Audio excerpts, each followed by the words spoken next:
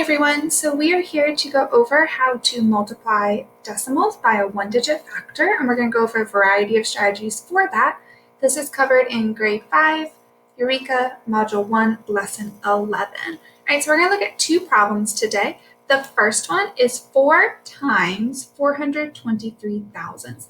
So let's first look at how I've set up our place value chart for us. So I've shown our place value chart values.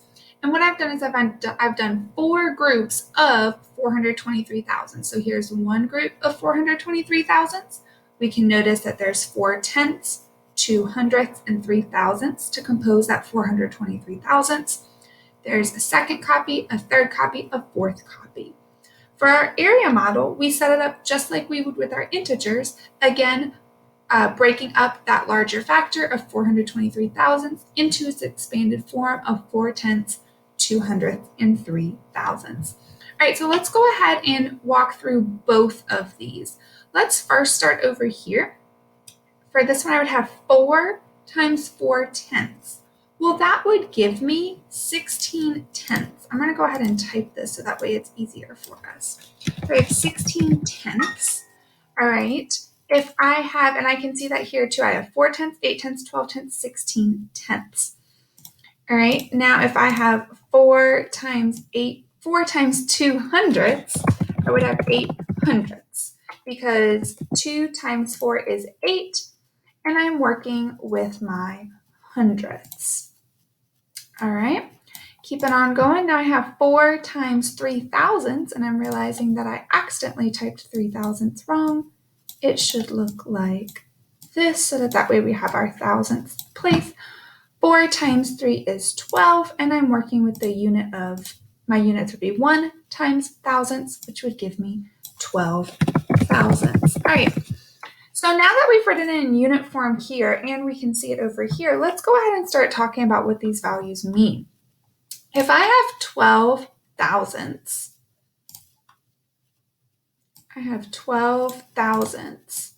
I can see that 12 thousandths is the same as 2 thousandths and 100. And that's because I can bundle my 10 thousandths into 1 tenth.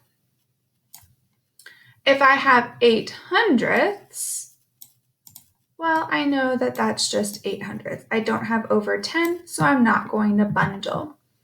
If I have 16 tenths, I know that that's the same as 1 and 6 tenths because I can bundle those 10 tenths into one whole. Remember, when we have 10 or more of a place value, we need to bundle to create a larger place value.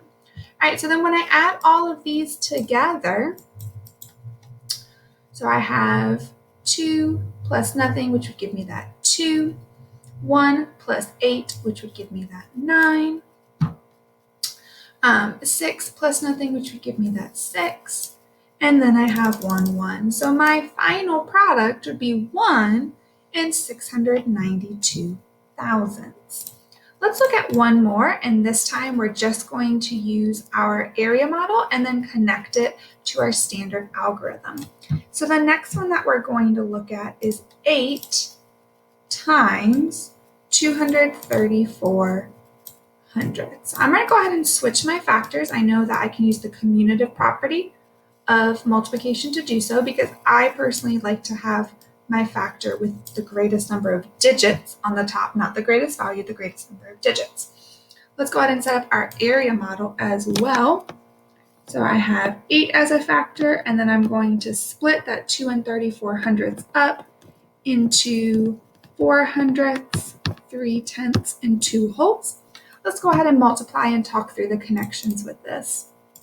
So I have 8 times 4 hundredths. That's going to give me 32 hundredths. Now, I know that 32 hundredths has 3 tenths in it because I can bundle those 30 hundredths into 3 tenths. So that's why with my standard algorithm, I'll keep my 2 hundredths here, and I'm going to bundle those 3 tenths and carry it to my tenths place.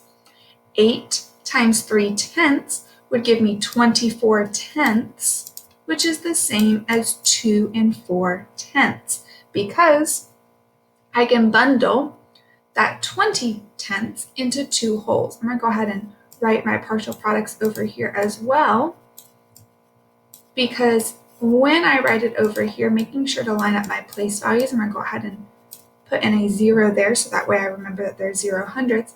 I see that this is why when I do 3 tenths times 8 tenths, which gives me 24 tenths, plus that 3 from before would give me 27 tenths. There's that 3 from before that eventually I'm going to add. All right, lastly, I have 8 times 2, which gives me 16. Putting that 16 right here, making sure that all of my place values are lining up and using zeros to help myself do that.